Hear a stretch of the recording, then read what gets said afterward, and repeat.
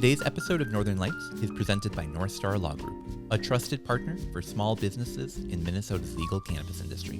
Whether you've already applied for a license or just getting started, attorney Jen Riza and her team can help you build a compliant business, identify and navigate risks, put together an application, and keep you informed about the ever-changing Minnesota cannabis landscape. Are you ready to add North Star to your team? Visit northstarlaw.com/cannabis and let North Star Law Group guide you through confidently opening your doors. Again, that's northstarlaw.com/cannabis.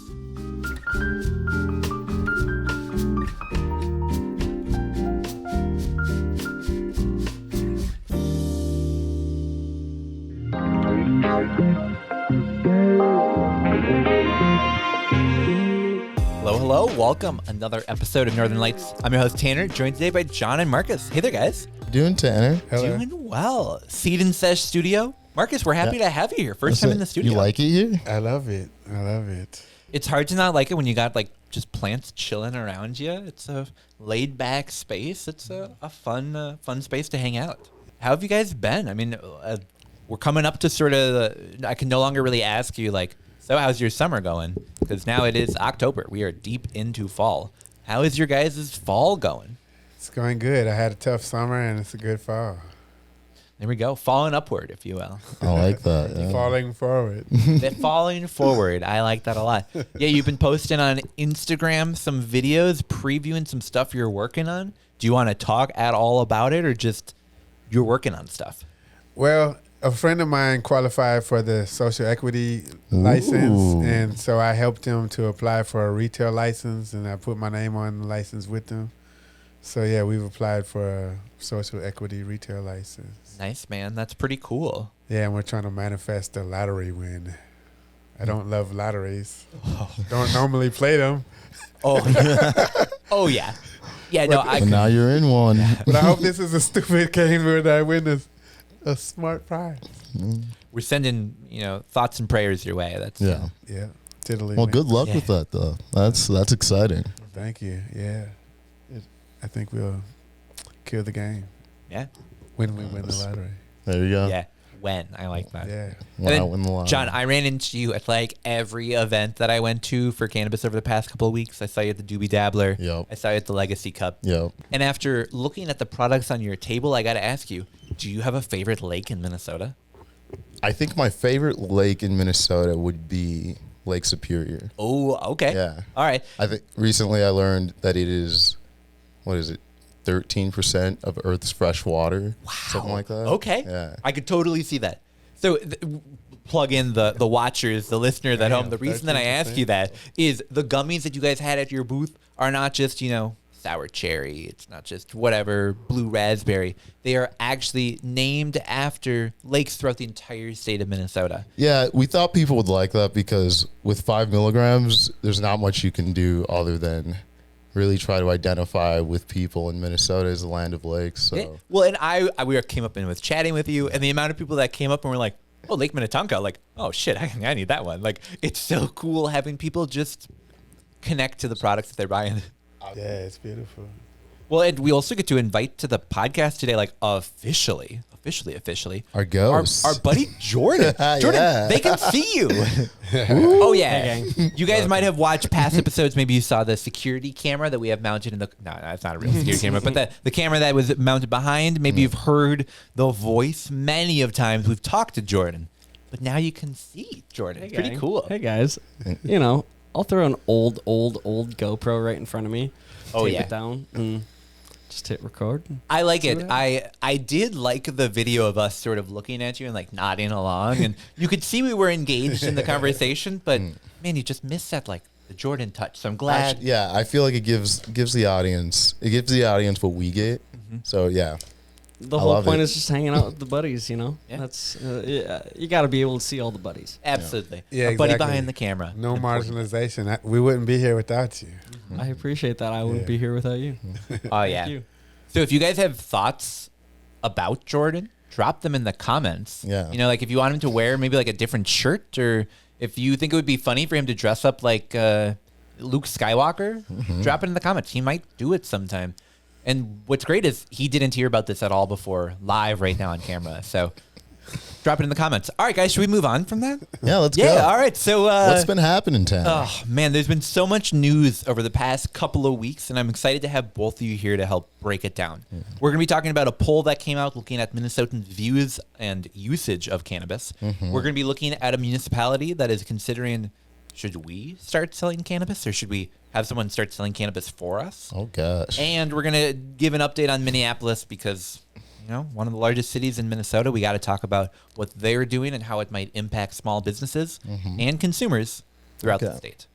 Nice. So, plenty to get through. A lot of stuff to break down. But first, now you guys already have the number in front of you. So I can't do what I did last week to Sam and Kale where I said, what percentage did you guys think? I heard it on the radio. Exactly. We all know. Before you even made this, 14% of Minnesotans admitted to consuming cannabis in the past month.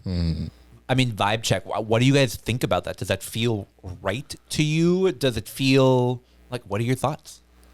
I was like, yeah, that's about right. Like, I'm around a lot of people who smoke, but like, that's most people don't. So it's like 14. It's like, that seems like reasonable. Slightly less than 1 in 5? Yeah. I mean, I think it's probably really 15%. I think maybe certain people didn't admit it, but it's pretty close. I feel like if there is a rounding or polling error, it would be like down. Yeah. So I feel like 14 is the floor. Yeah. Or 14, 15. Yeah, I think that note about like the not really wanting to admit that they're cannabis consumers is really true. And I think we saw that really evidently when we looked at the crosstabs of the age of consumers. Now, we all know more young people smoke cannabis than older people. It's not to be surprised. People that are over 65 today grew up in a time where cannabis was just treated very differently. Yeah. There's a stigma around it that takes a long time to break. And we saw that very evidently because in the 18 to 34% group, there was such a small percentage that did not want to say either yes or no. They said, yeah, I'm a consumer, or no, I'm not. There wasn't really that in between. Of those over the age of 65, nearly 5% refused to answer either yes or no. I think that's insane. I think that's telling. Very, very telling. I think that's very telling. That means most of them do. Yeah. I think if you're having a pollster call you and say, do you consume cannabis? If the answer is no, you probably would say... You just say no. No. Yeah. If you are refusing to answer that question... I don't know. Sort of interesting. What do I smoke cannabis today? Well, not yet. Yep. So they're like, I don't know. Yeah. We also saw that we have a higher percentage of people that are on the left end of the political spectrum that consume cannabis, which I guess isn't crazy surprising. Or, as you guys mentioned earlier, that's where the polling error. Yeah. I think that's. So I think those things play into each other. 18% of DFL and politically independents admitted to consuming cannabis, while only 6% of registered Republicans. Yeah. I think it comes back to that That's stigma. a lie. Come on, guys. It's like 51% of them. Marcus, I feel like you've smoked with 6% of, at least 6% of Republicans in Minnesota. Yeah. Yeah. I think he's closer to 12%, so. I mean, yeah, that's. Yeah. They don't want to, it's okay though. It's like, but this is what matters is really the support legalizing the use of like recreational cannabis, like honestly, and that was at 61%. I think like that's the number that matters. Like people admitting they smoke or not, that'll reflect in like retail data eventually. Yeah. I mean, what percentage of people admit to being hypocrites and liars? That's a really good question, Marcus. I think it's a good reminder that like don't take anything I say seriously.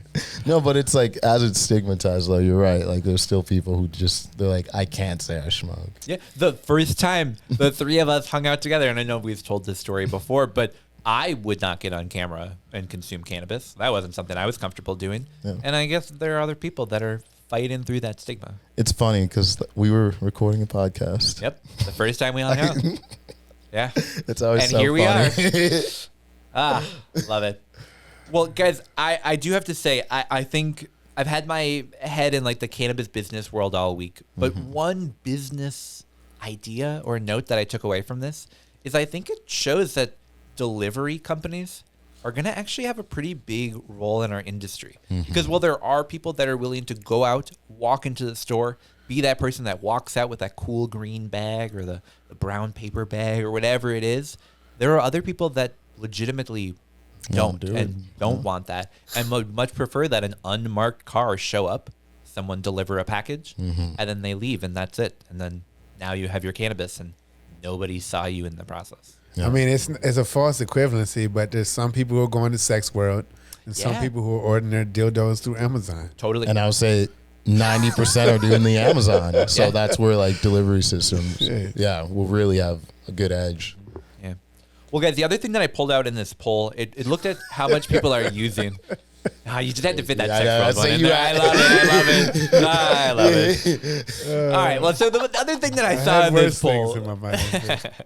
is we've long talked about what percentage of Minnesotans support the legalization of cannabis. Yeah. That podcast that we were part of years and years and years ago was trying to encourage people to call their lawmakers to fight for legalization. Oh. Here we are. It's legal, at least in Minnesota. But what percentage of Minnesotans actually support that and support further national legalization? Well, we saw 61% of Minnesotans support national adult use cannabis legalization, which pretty cool. I think that's the number that really matters from any of this. Like, none of this polling is going to affect much, but you can always point back to it like, hey, when they want, I know we have a close election this year, so people try to do anything with cannabis, most Minnesotans want this. For sure. Yeah. I remember the Minnesota State Fair, the Senate does like their poll. People can go in and answer it. And when we were creating our voter guide, there was information that came out that showed, shout out Cannabis Count, that showed the majority of Minnesotans that answered the poll supported legalization. Yep. And I remember at the time, that was like a switch, at least in my mind, where it's like, oh, this is a no-brainer at this point. Yeah. We just have to keep fighting for it, but people agree with us. This is no longer the uphill battle of 8% of Minnesotans support this, but now people support it. And at least, how many of these people are willing to vote on it, I don't know, but at least 61% of Minnesotans say, yeah, we should end federal criminalization. Yeah, I mean, shout out to all the advocates, all the people, all the legislators who, work to increase public opinion in favor of doing the right thing. Because as we see here you still got 34% of people who support federal prohibition. For sure. Yeah, which is crazy, but, But it's a good reminder, those advocates going out fighting the issue, they're raising the consciousness of this issue, letting people know, hey, this is ridiculous. What do you guys think is like the outlook on federal legalization? Like how many years? 2, 4? That's such a good question. 6?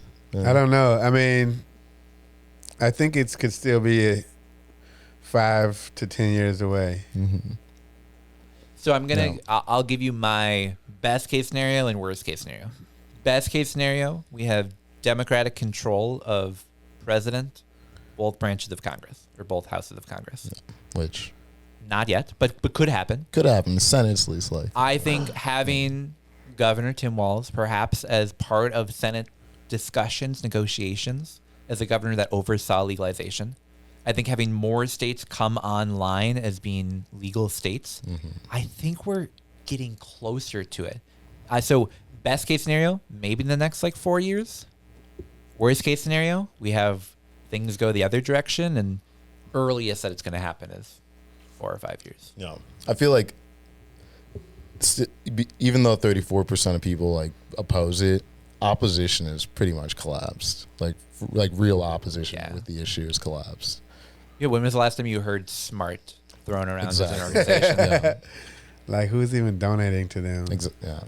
Yeah. Well, I'm excited to see. I'm glad they did this, though. This is fun. Yeah. To see these numbers. Shout out to Matt DeLong, the guy who was on our podcast last week, who does Nuggets. He also oversees the Minnesota poll, so he was responsible for getting those questions out.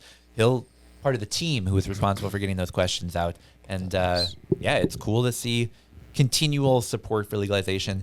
80% of DFL supports federal legalization. Looks pretty good in Minnesota, at least. All right, let's move on.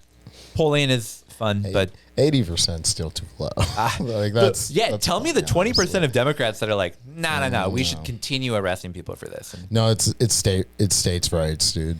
I can promise you, it's states' rights. Yeah. well, let's go from the fun of states' rights to the fun of local municipal rights. Here in Minnesota, we have adult use legalization, but as stores are getting created, as brands are getting built out, we're having local jurisdictions figure out what does cannabis look like on that local level.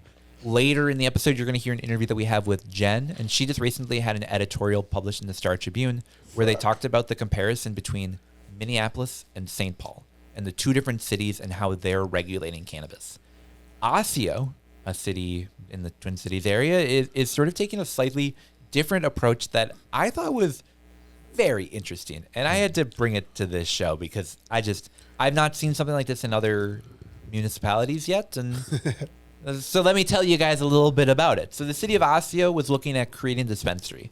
They brought in like an advising firm, a consulting firm a couple months back that said, we'll come in and create an entire business plan for you that then you can go and build.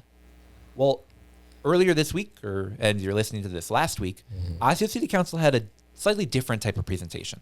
Someone who came to them and said, hey, I hear you guys want to open a municipality, and yeah, you can put in all of the work to figuring out like how to build it and how to run it and put in the time and labor and energy and buy a building and buy supplies and run inventory, or I'll just run it for you. I'll build the building. I'll buy the real estate. I'll buy the product. I'll sell it. You just have to let me use your municipal license. You can have control over where it's located, the hours, what the branding looks like, and you get 25% of the revenue from it. So they get a 25% equity stake. So essentially, it'd be like a city going into partnership with a private firm to create a municipal dispensary. So it's not a publicly owned company, but it's a company owned by the city. The city, yeah. Partially, but only 25%. Not majority, yeah. Not majority. So what do you guys think about that? The city council is interested because that 25% could equal out like $500,000 every year of income for the city. But also it could be, essentially taking a municipal license, something that totally goes around the lottery process and gives it to Red Pine Group. All profit sharing? They have that 25% profit share, and that's sort of the extent of it. Yeah, so there's no investment from Osseo at all. It's just they just have to put in letting their city time. I guess I'll say that's good on the city. I'll say. Yeah. It's hard to be in the cannabis business. It's hard to run a cannabis business. Cities don't have the expertise. It puts a retail spot in Osseo, and the city is not like losing money. Yeah. Like I think this is fine. Yeah. Interesting. You think OCM would approve of a deal like this? I think what should happen is smart Minnesotan should go in and give Osseo a better deal and do it. If that's like, I don't think LCM should be involved, honestly. I feel like this is something that because is just legal. Yeah. It is. It is like, interesting. it's not in the city's best interest to run a dispensary. Yeah. Do they have a municipal liquor store in Osseo? Mm-hmm. So they know how to running a liquor because of all the extra restrictions we put on cannabis, and that's a whole nother discussion. Like, cannabis is just way more risky. Yeah. And so that's the point that I think they're trying to leverage is there's the question of can municipalities even own, sure, in statute they can, but can they direct their city staff to operate a dispensary and to sell something that is federally illegal? There's questions about whether a city can legally tell their staff and hire people as city staff to sell cannabis. I think in a state that has laws with it, that's kind of a moot point. I agree. I think it would be because, like, not a huge issue, but city's not getting federal money like the state is.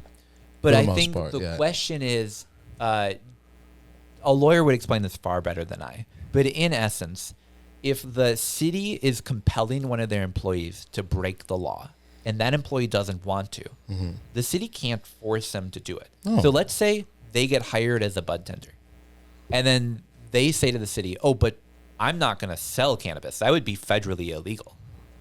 The city can't fire them because they are just saying, I'm not going to break the law. Why'd they apply to the bud tender position? Why they fill out the resume? I know it doesn't matter. I don't think that person would be in that I pool. agree that I don't think it's likely, but it gets to the question of, is Osseo, is Edina, is Bloomington, are they able to tell their city staff? I think the practical answer is, yeah, they probably will. Can. Many will.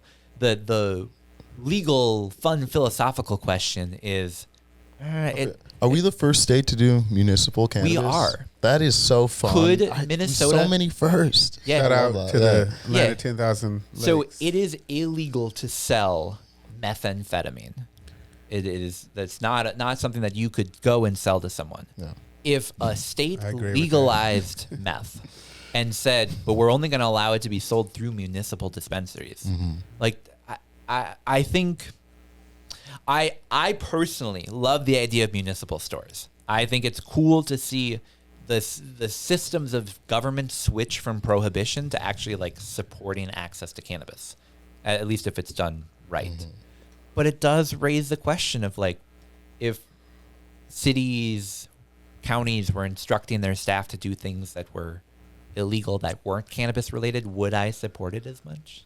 I mean, I don't know.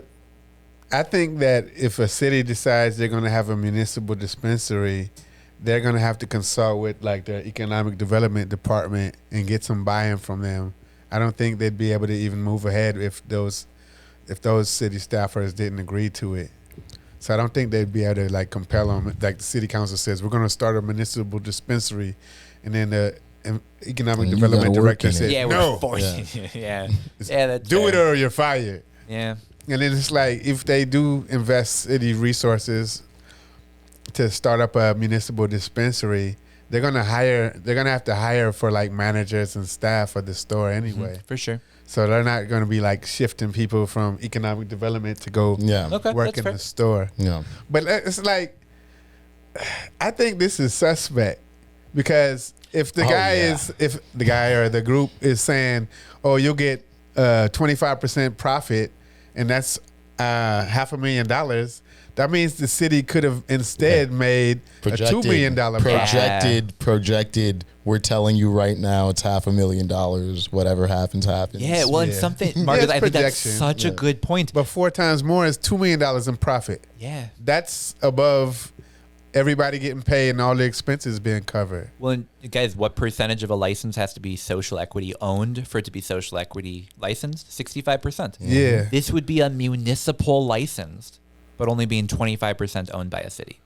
Does that feel like that feels so counter to the process? To like the lottery was created because we have so many businesses to be able to sort of go around it by just partnering with a city. I get that's perhaps the city's right, but man, it feels not in the spirit of what House File 600 is trying to do. I wonder how they run the municipals. I wonder if those are partnerships with liquor stores. And so that's the thing, is I was not able to find a single municipal liquor store that was also owned by someone other than the city. Okay. No, it's all public. There's no private ownership. So this would be like a first in, not just like cannabis, but a first in municipal ownership. Yeah. It'd be taking a different approach, which like personally, John, I agree with what you were saying up front, where like, I don't hate the idea of like cities partnering with people that know what they're doing. Yeah.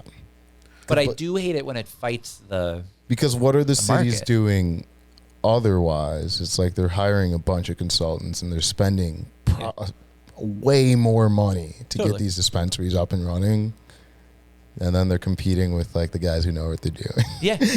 So it's like, if that's going to be our experiment, it's not going to work. Yeah. I'll tell you up front, it's not going to work. Like the city's not going to run a better dispo than like you guys, you know? Hell no. So like that's. I apprect that.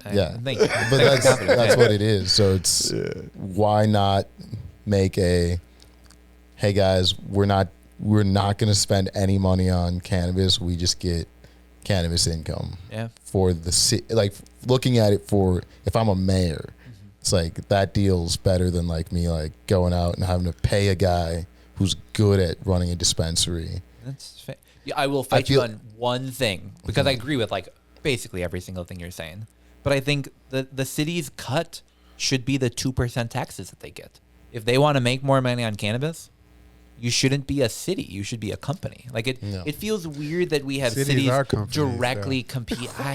I know, but it feels weird that we have. But it's just like a city. The city can sell their license in a weird way, I guess. I don't know. I think like it. I love the idea of cannabis money being used to support like building parks and like really helping to improve our communities. Something about this felt off to me, but maybe it's just because this is the first that we've seen this, and maybe this will be the model going forward. Someone from here should just go and offer them 30% and be like, dude, let me like who if they don't get a license in this first round and they're ready to rock, like. I feel like it shows people there's just like another method with these municipals or what's legal with them. Obviously, this is a very different example, but I'm thinking of like tribal governments that are able to create casinos. Like, could a tribal government just have some company come in and totally run their casino for them? And the tribe just gets a minority cut. Obviously, there's differences because that's like a separate government, that's separate structure.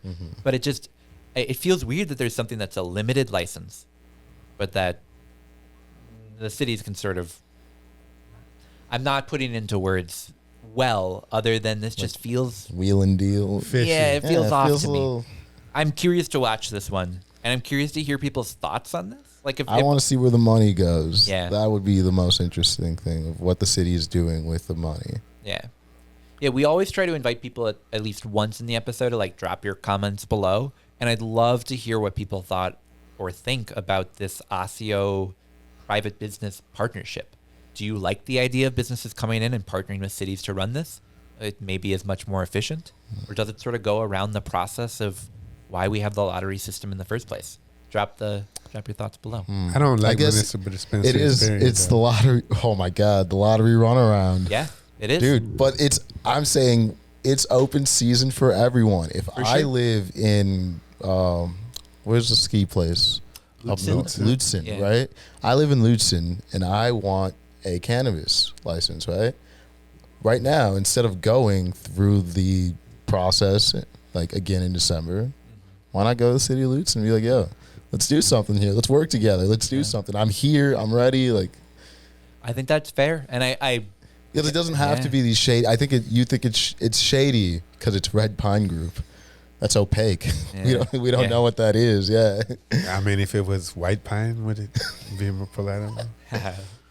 Well, it would be curious to see pretty trees. I'll be curious to see if this sort of starts a mad rush of businesses going to cities and saying, "Oh boy, do I have a deal for you?" Especially post lottery. Projections are so fun because you can be like, "Hey, I'm going to make you this much money. Give me your license." We're going to install massage chairs in your city council chambers. Yeah, dude, you can. Like, I think it's cool in that way. It's another opportunity. Yes, it's fair. Yeah, I don't think cities, and I've said this in the past. You can edit this. I don't think cities that used to arrest people should be able to sell this for like a decade, but I know it's too late for that. No, Marcus, I actually don't think we should either edit that out or cut it or leave that behind, because I think it's an important comment before we take a short break, because it's true. There were people that literally like continue to this day arresting people for minor cannabis infractions that are now considering selling it. Yeah, Glencoe, Minnesota, and McCloy County should be banned completely. Yeah.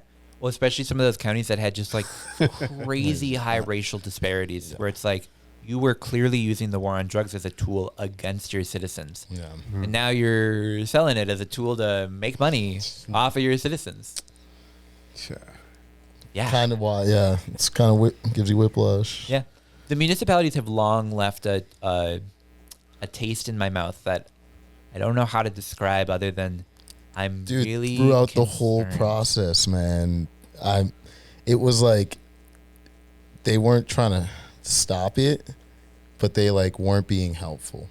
I'll say that. Like, I feel like the cities don't know where their interests lie in cannabis, and it's funny to watch them do stuff like this. Yeah. Well, and the whims of, and I don't mean this disrespectfully towards city council members that do a good job and whatever, but the whims of city council Or members in whatever. rural or whatever in rural Minnesota that are elected by, you've got 150 votes, 15 and now you're votes, deciding yeah. to open a dispensary for your entire county is asinine to me. Yeah. It's gonna. Yeah. Shady. Well. Well, on that note, Yeah. we're going to take a short break. And then, speaking of acetone, we're going to talk about Minneapolis and some of the regulations that they're putting into their city. And then, guys, we've got action-packed episodes that people definitely got to stick around. And then at the end, we're going to do Buckle some high notes. So stick around for all that. We'll be right back.